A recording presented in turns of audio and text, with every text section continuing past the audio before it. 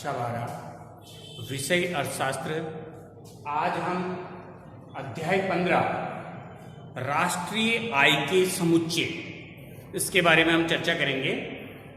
राष्ट्रीय आय की गणना, इसकी विशेषताएं, इसकी परिभाषाएं ये पहले बता दी गई हैं।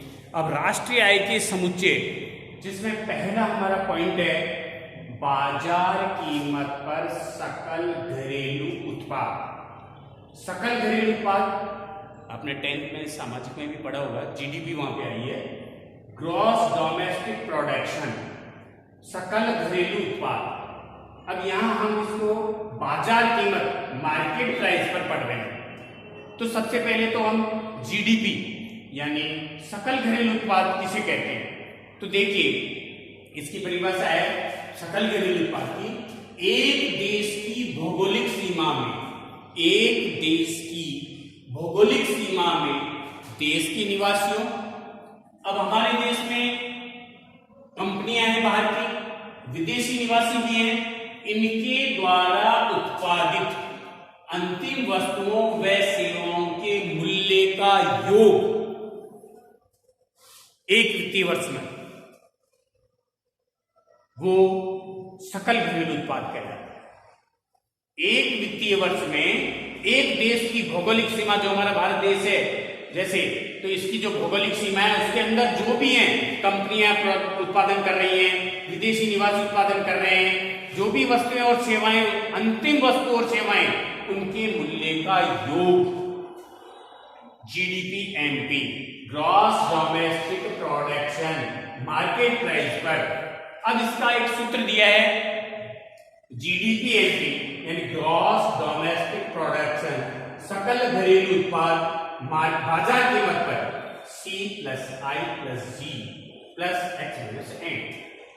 यहां जो C का तात्पर्य है वो है उपभोग व्यय, अंतिम वस्तु और सेवाओं का उपभोग व्यय।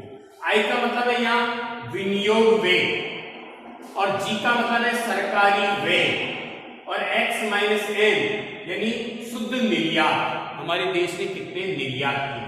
तो इसके माध्यम से हम ये सकल घरेलू उत्पाद की गणना कर सकते हैं मार्केट प्राइस पर।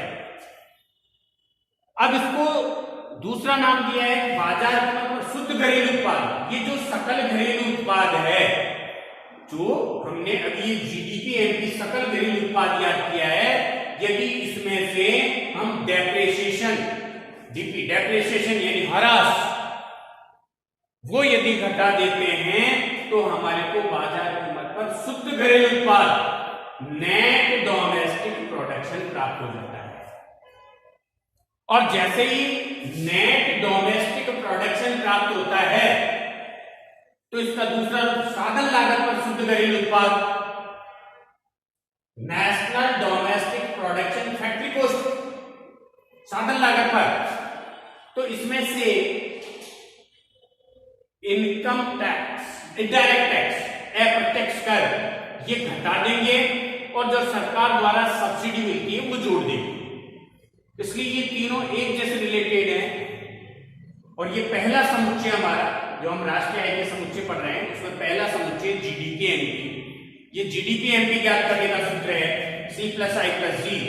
और जैसे ही जीडीपी हमें ज्ञात हो जाती है, इसमें से डायरेक्ट डेप्रिसिएशन घटाने पर एनडीपी, डायरेक्ट एनडीपी भी ज्ञात कर सकते हैं कि ये फॉर्मूला लिखा और इसमें से माइनस डेप्रिसिएशन कर दी, तो हमें डायरेक्ट एनडीपी एनडीपी ज्ञात हो जाएगा।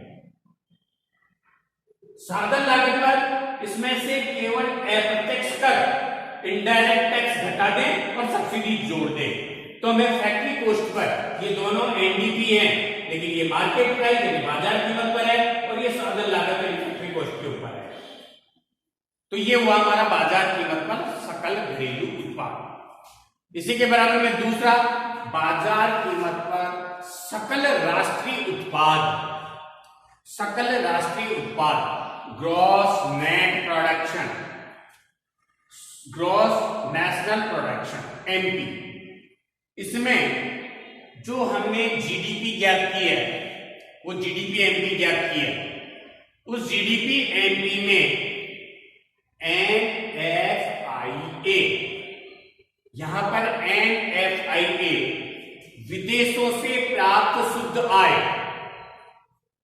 Net factor, income from abroad, विदेशों से प्राप्त शुद्ध आय, यहां लिखा मैंने विदेशों से प्राप्त शुद्ध आय, नेट फैक्टर, इनकम अब्रॉड, विदेशों से प्राप्त शुद्ध आय।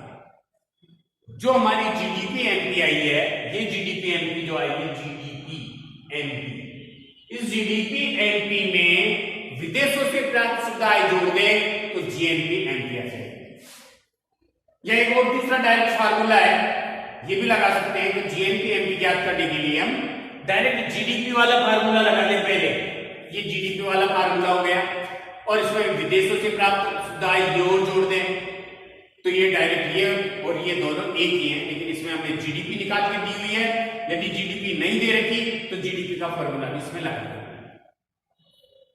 एक निश्चित वर्ष की अवधि में बाजार कीमत पर कैसे निकालते हैं, सकल राष्ट्रीय आय कैसे निकालते हैं, एक वित्तीय वर्ष की अवधि में देश के निवासी, हमारे जैसे भारत देश के निवासी, इनके द्वारा, देश के निवासी इनके द्वारा, अब हमारे देश के निवासी विदेशों में भी रहते हैं, हमारे देश की कंपनियां विदेशों में भी हैं, तो इनके द्वारा अंतिम वस्तुओं और सेवाओं के मूल्य का मौद्रिक योग, इसमें अर्धनिर्मित वस्तुओं और सेवाओं के भंडार में वृद्धि, सकल राष्ट्रीय उत्पाद जीएनपी एमपी, ये कहलाता है।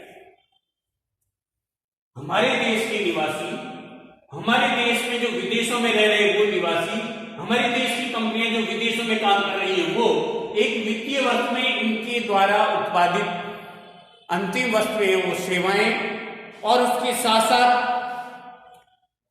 अंतिम वस्तुओं और सेवाएं, इनका मूल्य का योग बाजार कीमत पर सकल राष्ट्रीय उत्पाद है।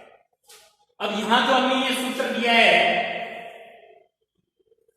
जीएनपी में, सी एक वर्ष की अवधि में जो इसकी गणना के लिए जो वित्तीय वर्ष लेते हैं उसमें अंतिम वस्तुओं और सेवाओं के मूल्य का योग, यानी जो कंज्यूमशन, इधर भी हमने पढ़ा था सी, जो कंज्यूमशन जो व्यय किया है खरीदने के ऊपर, आई इन्वेस्टमेंट, इसके लिए पूंजीगत वस्तुएं जिसमें निर्मित और अर्धनिर्मित वस्तुएं हैं, जी सरकार द्वारा व्यय, NFIA विदेशों से प्राप्त शुद्ध आय, net factor income from abroad, X - N शुद्ध निर्यात।